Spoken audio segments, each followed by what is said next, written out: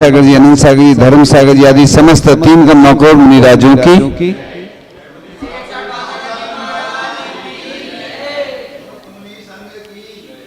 प्रश्न आया था कि सामयिक कैसे करना।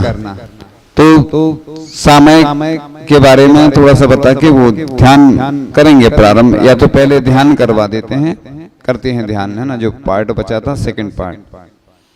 तो सामयिक कैसे करते हैं ये भी इसके बाद बता देते हैं, इसी में गर्वित कर देते हैं। नहीं तो सामयिक कैसे करते हैं तो ओम ओम नहीं, थोड़ी आवाज कम आ रही, कम है आवाज। ओम सामयिक में सबसे पहले चारों दिशाओं में आवर्त करते हैं ना। तो हम लोग जो करते हैं ना, पहले क्या करते हैं, पूर्व दिशा में करते हैं ना। कैसे? खड़े होकर के। तो हम लोग खड़े होकर के वो चारों मतलब पूर्व दिशा में नमोस्तु करते हैं। जितने भी कृत्रिम अकृत्रिम चैत्यालय हैं उनको नमोस्तु करके, नमस्कार करके, और फिर पूर्व दिशा के बाद दक्षिण दिशा में भी करते हैं खड़े होकर के, फिर पश्चिम दिशा में करते हैं खड़े होकर के, उत्तर दिशा में करते हैं बैठ करके। तो चारों दिशाओं में आवर्त कहलाता है। यानी अब हमारी दिग्बंधन बोलते हैं इसको ना, दिशाओं का बंधन हो जाता है। अब सामयिक में क्या करना है, तो णमोकार मंत्र की 5 माला हम लोगों को आचार्य श्री ने ब्रह्मचारी अवस्था में बताई थी।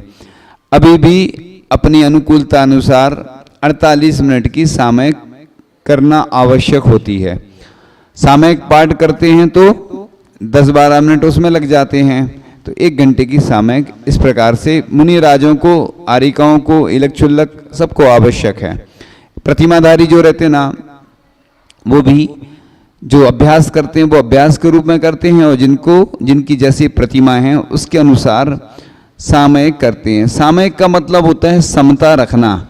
यानी कुछ भी हो गया, जैसे उपसर्ग आ गया, बारिश आ गई, कुछ भी समस्या आ गई, तो फिर उठ नहीं सकते। एक बार अपन ने आवर्त कर लिया, थोड़ा बहुत आगे पीछे खिसकना वो अलग बात है कि जैसे कई बार अपन आवर्त कर रहे हैं, कोई आ गया कुछ सामान उठाना, तो वहीं कहीं उठा लेते हैं, लंबी दूरी में नहीं जाते हैं।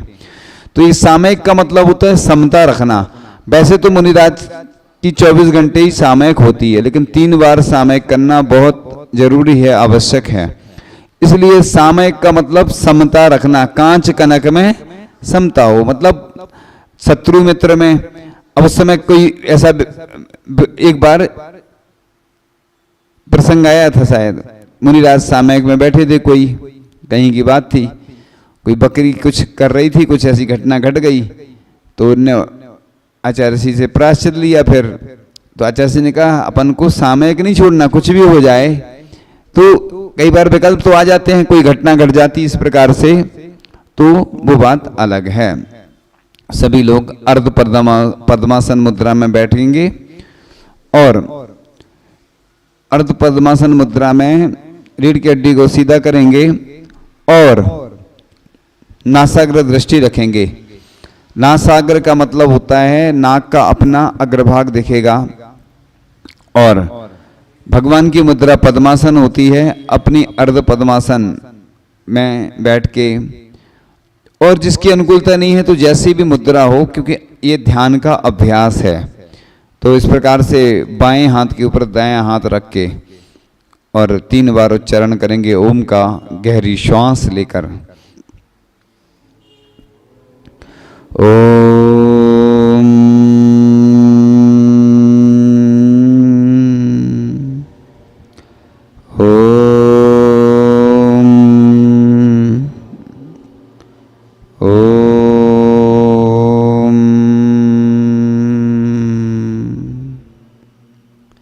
आती जाती श्वासों पर मेरा नियंत्रण है।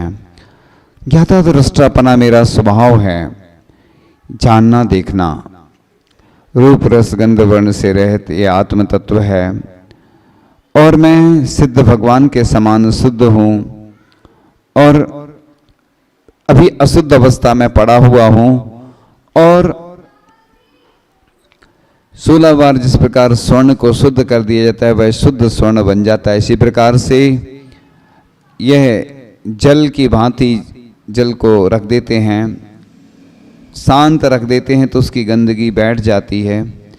इसी प्रकार से कर्म अनंत काल से लगे हुए हैं। हम इस शरीर के द्वारा जितने हमने पाप किए हैं उनको क्षय करने का एक माध्यम है, वह ध्यान है।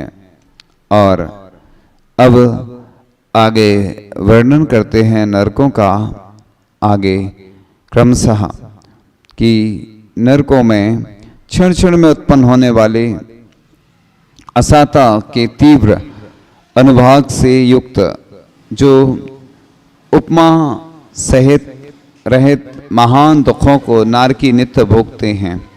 उष्णता के दुख, वचन के दुख, विक्रिया से उत्पन्न दुख, बैर और कुज्ञान से उत्पन्न दुख, आर्तरोध और अशुभ लेशा से उत्पन्न दुख, सिंग्र आदि कृत दुख, सुख से उत्पन्न दुख आदि अनेक प्रकार के दुख नरकों में पाए जाते हैं। नरकों में मन, वचन, काय की भी पीड़ा है। अंतरंग बहिरंग अंगों में दाह उत्पन्न करती है। जिस प्रकार से 1000 बिच्छू काटने पर जो दुख होते हैं उससे भी अधिक दुख उस भूमि के स्पर्श से होता है।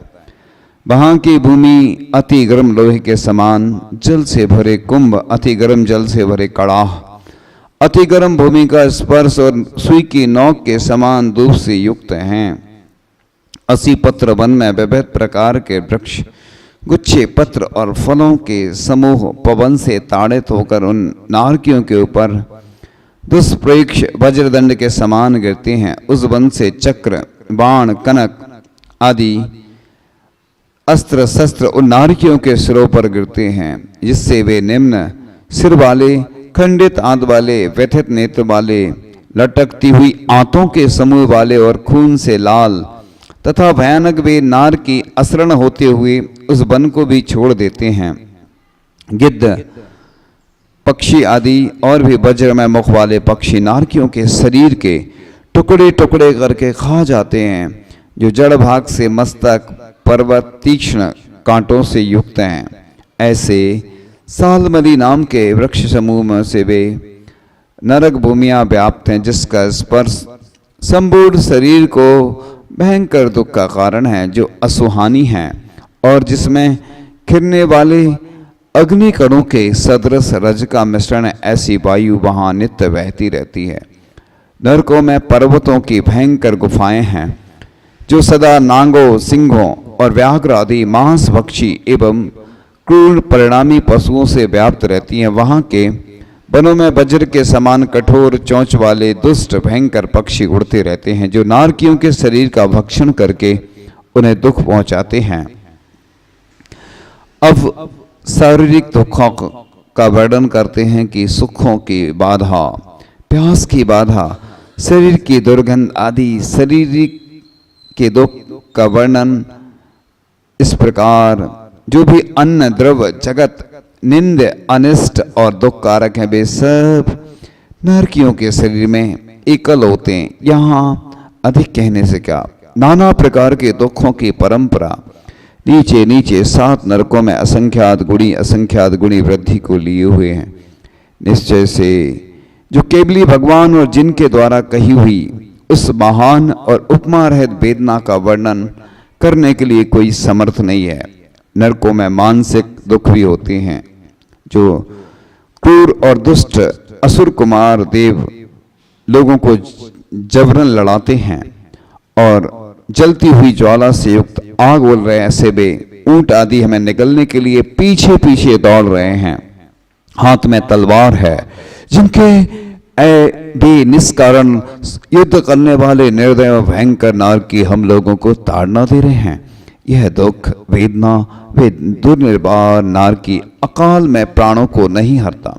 इस प्रकार ये दुख देने वाले संपूर्ण साधन हैं। ये पूर्व जन्म में उपार्जित पाप ही हम खा रहे हैं। हम कहाँ जाएं, कहाँ बैठें, यहाँ कोई भी हमारा रक्षक नहीं है। हम यहाँ वह दुख रूपी समुद्र कैसे पार करें, बहुत सागर तक जीवित रहने का यह काल कैसे पूरा करें। यहाँ नरक की वेदना इतनी तीव्र है कि कोई सह नहीं सकता, मार इतनी कठिन है कि कोई बर्दाश्त नहीं कर सकता। अनेक दुखों का स्मरण करते हुए सोचते हैं कि ऐसी अवस्था में हम कहाँ जाएं, कहाँ खड़े हो गए, कहाँ बैठें और कहाँ सोचें। हम जब अच्छी वातानुकूलित शुद्ध ठंडी हवा में बैठते हैं तो बस आनंद की अनुभूति होती है। जब वह नहीं मिलती है तो हमें कष्ट की अनुभूति होती है। अच्छा भोजन मिलता है तो आनंद की अनुभूति होती है। जब बिना नमक आदि का भोजन मिलता है तो कष्ट होने लगता है। इसीलिए उस नरकों के दुखों का वर्णन करने से हमारे अंदर वैराग्य उत्पन्न होता है, भेद विज्ञान जागृत होता है। इस प्रकार से शब्दों में नहीं कह सकते।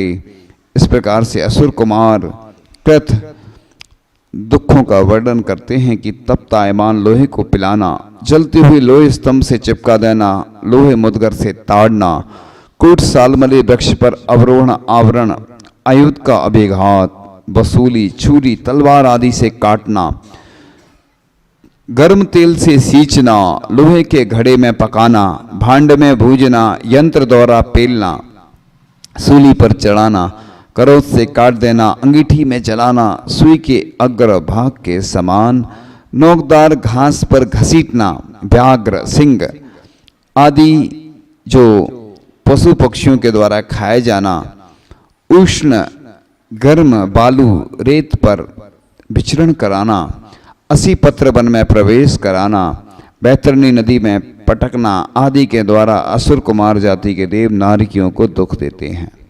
अब पारस्परिक दुख किस प्रकार से होते हैं उसका वर्णन करते हैं। पुराने नारकी नए नारियों को देखकर अति कठोर शब्द कहते हुए पास आकर उन्हें मारते हैं और उनके घाव पर अति खारा जल सींचते हैं और विभंग ज्ञान से पूर्वापर के वैर का संबंध जानकर वे नारकी भी अशुभ और अपृथक विक्रिया द्वारा मारते हैं और उनके द्वारा स्वयं मारे जाते हैं। चिल्लाते हुए कितने ही नारकी जीव हजारों यंत्रों में तिल की तरह पेल दिए जाते हैं। कई नारकी परस्पर वज्र तुल्य सांकलों द्वारा खंभों में बांधे जाते हैं और कई अत्यंत जाजलमान दुष्प्रेक्ष अग्नि में फेंके जाते हैं। कई नारकी करोत के कांटों के मुखों से फाड़े जाते हैं और इतर नारकी भयंकर और विचित्र भालों से बींधे जाते हैं। कितने ही नारकी जीव लोहे के कड़ाहों में स्थित गर्म तेल में फेंके जाते हैं। कितनी ही जलती हुई ज्वालाओं से उत्कट अग्नि में पकाए जाते हैं। छिन्न भिन्न होने पर भी उनके शरीर वैसे ही फिर से जुड़ जाते हैं। उनका मरण नहीं होता है। शरीर के टुकड़े टुकड़े कर देने पर भी उनका काल मरण नहीं होता है। जिस प्रकार तलवार के प्रहार से भिन्न हुआ जल फिर से मिल जाता है, उसी प्रकार अनेक शस्त्रों से छेदा गया नारकियों का शरीर भी फिर से मिल जाता है। वे आयु के पूर्ण हुए बिना हजारों बार शरीर के खंड खंड हो जाने पर भी नहीं मरण को प्राप्त होते हैं। जैसे पारा के कण कण भिन्न होने पर भी मिल जाते हैं, वैसे उनका शरीर भिन्न भिन्न होने पर भी मिल जाता है। इस प्रकार इन सब दुखों का वर्णन जान करके हमें भगवान की पूजन, शांति धारा, अभिषेक, अनुष्ठान, जाप, आहार दान आदि मांगलिक महोत्सव और मांगलिक पुण्यवर्धनी क्रियाएं करते रहना चाहिए। हे प्रभु, बस नरकों का वर्णन सुनकर के मेरा दिल दहल जाता है और लगता है कि मैं यहाँ थोड़े से कष्ट भोगता हूँ तो बस बड़े लगते हैं। नरकों का चिंतन करने से वेदना दूर हो जाती है। जो भी कष्ट होते हैं बीमारी में, उपवास आदि में और भी अन्य कष्ट होते हैं तो नरकों को याद करते हैं कि मैंने कई बार नरकों में जाकर के कितने सारे ऐसे कष्ट सहन करे। कई बार फिर भी हम अभ्यास नहीं होने पर डर जाते हैं। संसारी जीव भय को प्राप्त हो जाता है। भय से बहुत सारी बीमारियां होती हैं और टेंशन में व्यक्ति जीता रहता है। लेकिन जब भगवान की भक्ति करते हैं, श्रद्धान हो जाता है, शरीर अलग है, आत्मा अलग है, छिज्जदुआ भिज्जदुआ, यह शरीर छिद जाए भिद जाए, ये मेरा है ही नहीं, मैं तो आत्म तत्व हूँ। ज्ञानी जब अपनी आत्मा से पृथक शरीर को देखता है तब उसको भेद विज्ञान होता है और दुनिया के सर्वश्रेष्ठ क्षण उसके जीवन में उपस्थित होते हैं। वह शरीर को अपना मानता ही नहीं है, शरीर में कोई श्रृंगार नहीं करता है, उसके शरीर पर जो मल लगा रहता है वही उसका श्रृंगार होता है। और कभी कुछ उपसर्ग हो जाता है, कोई परिचय सहन करता है, उपसर्ग परिचय सहन करता है, तो बस वो शरीर को अपना नहीं मानता है और तभी भेद विज्ञान जागृत होता है। इस शरीर के द्वारा हमने कितने बार ऐसे पाप के कार्य करते रहे, पहले भी किए और अभी भी किए। हे भगवान, उस पाप कार्य से बचाकर मुझे पुण्य कार्य में लगाते रहना, जिससे कि मैं अपना कल्याण कर सकूं। हे प्रभु, आप सब कुछ जानते हैं, आपके केवल ज्ञान में सब कुछ झलकता रहता है। हे प्रभु, बस मेरे अंदर सुख शांति का खजाना है, मैं बस जैसे मृग के कंठ में कस्तूरी रहती है लेकिन उसको भान नहीं रहता, वह इधर उधर भटकता रहता है। इसी प्रकार हे प्रभु, मेरे अंदर अनंत शक्ति है, मैं बाह्य पदार्थों में सुख खोजता रहता हूँ। श्वान की भांति श्वान हड्डी चूसते चूसते थक जाता है, वह सोचता है कि इस हड्डी में बहुत आनंद है, और जब हड्डी बाहर फेंक देता है उसको ज्ञात होता है कि इस हड्डी में नहीं, मेरी हड्डी के कारण मेरे ही जबड़े से जो रक्त निकल रहा था उस रक्त में आनंद आ रहा था। पंचेंद्रिय के विषयों में जो बहुत अच्छे लगते हैं, जीव आनंद मानता रहता है। जब उसके अंदर भेद विज्ञान जागृत होता है तब वह सोचता है कि ये शरीर मेरा नौकर है, इसको बस वेतन देना है और काम लेना है, और वह थोड़ा सा वेतन देकर के उससे काम लेता रहता है, उसी के द्वारा निर्जरा करता रहता है। और दुनिया में सबसे ज़्यादा अगर निर्जरा होती है तो सामयिक और ध्यान के माध्यम से ही वह निर्जरा करता है, स्थिर हो जाता है। वह मन को भी स्थिर कर लेता है, वचन को भी स्थिर कर लेता है और काय को भी स्थिर करके फिर वह आनंददायी क्षण उसके जीवन में उपस्थित हो जाते हैं और वह बहुत प्रसन्न होता है। उसको लगता है कि मैंने सब कुछ पा लिया। इस स्वाद के बाद सब कुछ फीका सा लगने लगता है। संसारी जीवों को भोगों में आनंद आता है, योगी एकांत ढूंढता है योग के लिए, भोगी एकांत ढूंढता है भोगों के लिए। दोनों में फर्क है। योगी भोजन करता है इसलिए कि बस शरीर चलाना है, भोगी भोजन इसलिए करता है उसको आनंद आता है, वो आनंद लेता है, रस लेता है और प्रसन्न होता है।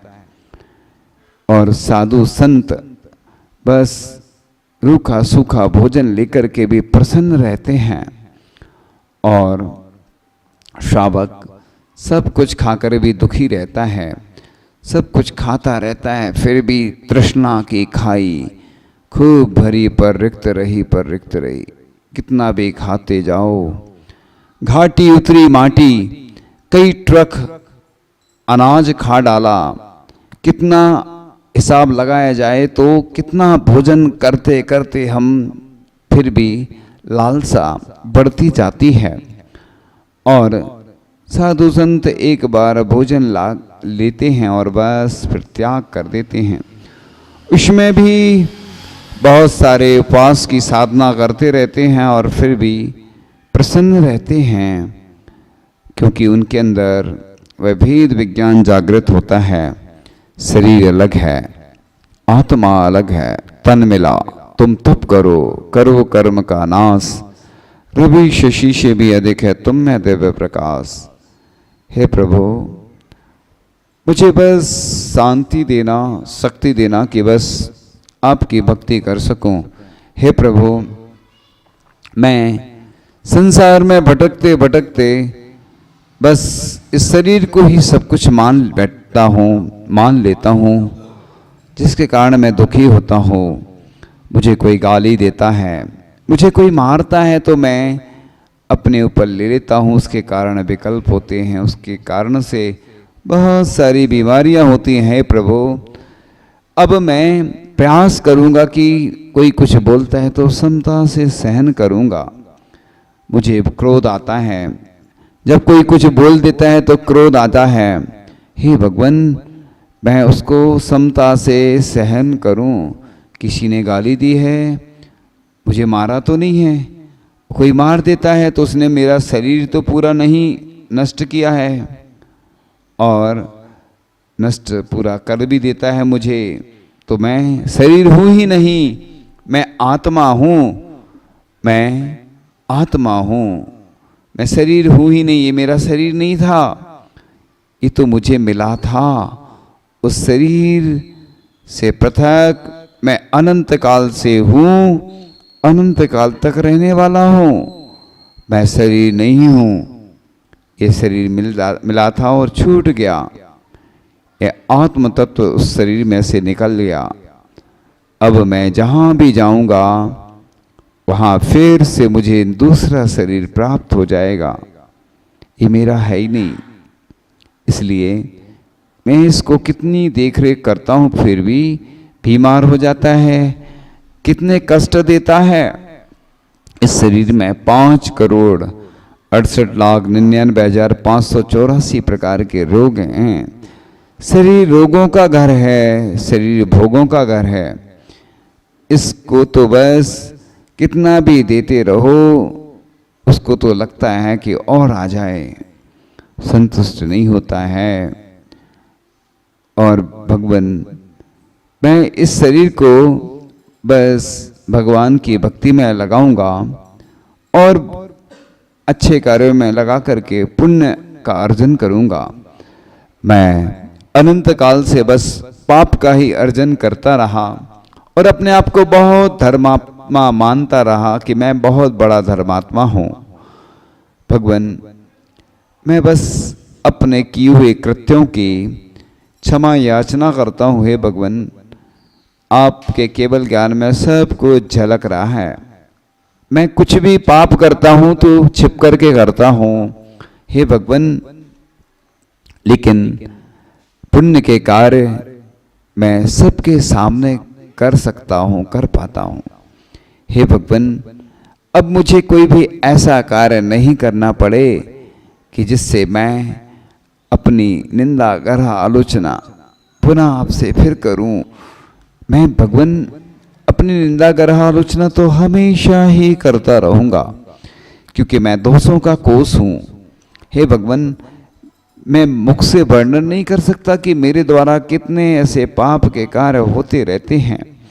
भले ही मैं प्रतिक्रमण करता हूँ, गुरुओं से अपनी आलोचना करके प्रायश्चित भी लेता हूँ, लेकिन भगवान दोष तो इतने सारे होते रहते हैं, लेकिन मैं उनका प्रायश्चित नहीं ले पाता हूँ, क्योंकि उठने में, चलने में, बैठने में, जितनी भी ग्रस्त आदि की क्रियाएं होती हैं, उन सब में दोष ही दोष लगते रहते हैं। भगवान, जब वाहन चलाते हैं तो उसमें भी पंचेंद्रिय जीवों की हिंसा हो जाती है। भोजन बनाते हैं तो उसमें भी हिंसा हो जाती है।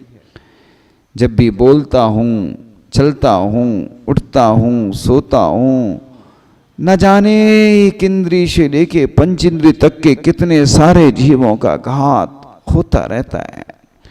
जब भी मैं विद्युत आदि का प्रयोग करता हूँ, जल का प्रयोग करता हूँ, और भी वायु का प्रयोग करता हूँ भगवान। न जाने कितने सारे ऐसे जीवों का घात मेरे द्वारा होता रहता है। हे प्रभु, आप तो सब जानते हैं।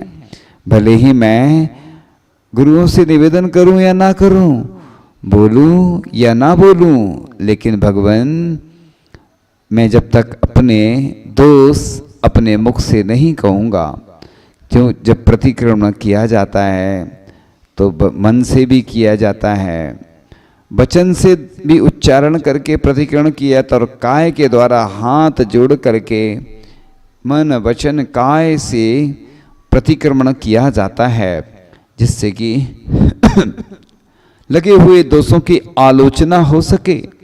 हे प्रभु, कई भवों से यही उपक्रम चलता आ रहा है।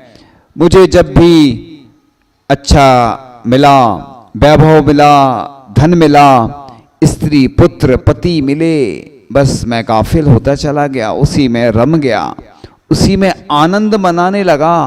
हे प्रभु, तीर्थंकर भगवान भी जब दीक्षा उन्होंने ली, सब कुछ छोड़ करके जो संसार विशेष सुख होता, तीर्थंकर क्यों त्यागे? तीर्थंकर भगवान ने भी सब कुछ त्याग करके और दुनिया का सर्वश्रेष्ठ पद मुनि पद धारण किया, क्योंकि कल्याण इसी से संभव है। हे भगवान, मैं तो बस सब जो दिखता है उसमें ही गाफिल हो जाता हूँ। लोग तो अपनी बात कहते हैं, लेकिन भगवान मुझे बचा कर रखना कि मैं संसार में नहीं फंस जाऊं। इस संसार से ऊपर उठना है मुझे बस, और अपना कल्याण करना है। ये विषय मुझे हमेशा प्रभावित करने का प्रयास करते हैं, लेकिन मैं फंसना नहीं चाहता हूँ भगवान, इन सब से ऊपर उठना चाहता हूँ।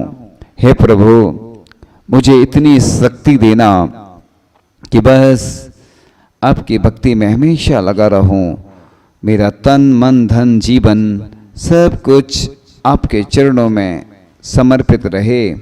हे भगवान, जन्म जन्म में मुझे बस आपकी भक्ति करने का अवसर प्राप्त हो, और हर जन्म में मैं जैन बनता रहूं, जैन कुल मिलता रहे।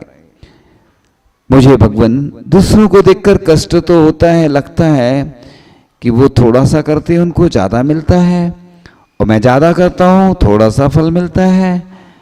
लेकिन भगवान, दुनिया की सर्वश्रेष्ठ संपदा त्यागने में ही है, क्योंकि जो संपदा को जितना त्यागता है उतनी संपदा उसके पीछे भागती है, और जो रखता है उससे दूर भागती है। इसलिए भगवान, अब मैं निर्विकल्प होने का प्रयास और पुरुषार्थ कर रहा हूँ।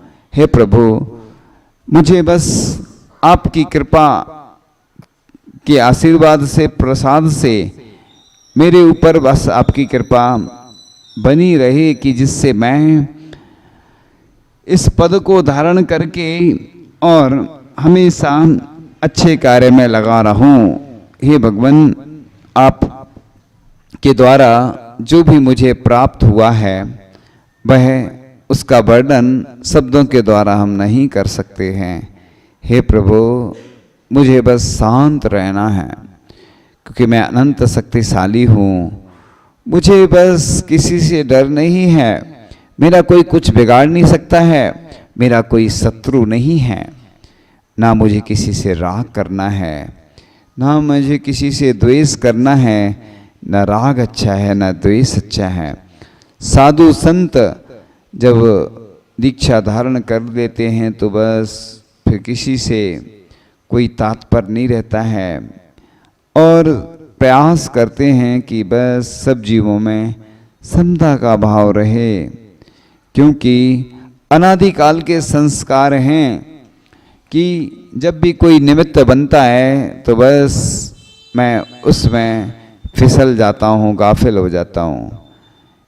हे भगवान, अब मैं यहाँ सौगंध लेता हूँ कि बस ऐसे कोई भी पाप के कार्य नहीं करूँगा, अब मैं प्रतिमा आदि लेकर के अपना पुण्य बढ़ाने का प्रयास करूंगा, जिससे कि मेरा भी कल्याण हो जाए। हे प्रभु, मेरे अंदर वह अनंत शक्ति है जो बस उद्घाटित करने की आवश्यकता है। हे प्रभु, मुझे बस अनंत शक्ति को उद्घाटित करना है, मुझे शांत रहना है। और मैं बहुत शक्तिशाली ऊर्जामयी हो गया हूँ। इन नरकों के दुखों से डर करके अब भगवान मैं हमेशा पूजन करूँगा, पानी को छान करके उपयोग करूँगा, और भगवान जितनी भी मांगलिक क्रियाएं सब को मैं संपन्न करूँगा। हे प्रभु, बस मैं अब नरकों के दुखों से डर गया हूँ, भयभीत हो गया हूँ। हे प्रभु, पुनः धीरे धीरे वापस आते हुए ओम का 3 बार उच्चारण करेंगे। ओम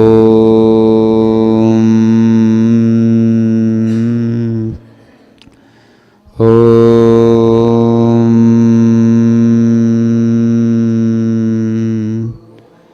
ओम। 3 बार अपने हाथों को स्पर्श करके और फिर प्रार्थना करेंगे। 3 बार ऐसे हाथों को ऐसे करके अपने मुख पर लगाना है।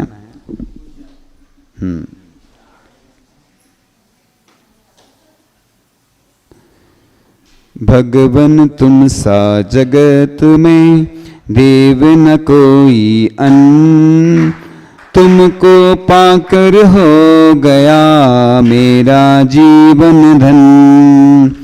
चरण युगल पावन हुए चल आए तुम द्वार, अब तक भटका व्यर्थ ही सही दुखों की मार। प्रभु नयन पावन हुए पाकर पारस दर्श, हस्त युगल पावन हुए कर प्रभु चरण स्पर्श। मस्तक मम पावन हुआ सविनय किया प्रणाम, रसना पावन हो गई कर प्रभु का गुणगान। भगवन तारे आपने पापी अधम अजान, मुझको भी तारो प्रभु अपना सेवक जान। नाव आपकी बड़ी है मेरा है लघु भार, हाथ पकड़ बैठा लो करो भवोदधि पार। भगवन का मम हृदय हो सदा काल विश्राम, पाप कसाए मोह मद होवे नष्ट तमाम। इस प्रकार से यह भावना हुई। अब आती है प्रश्नों की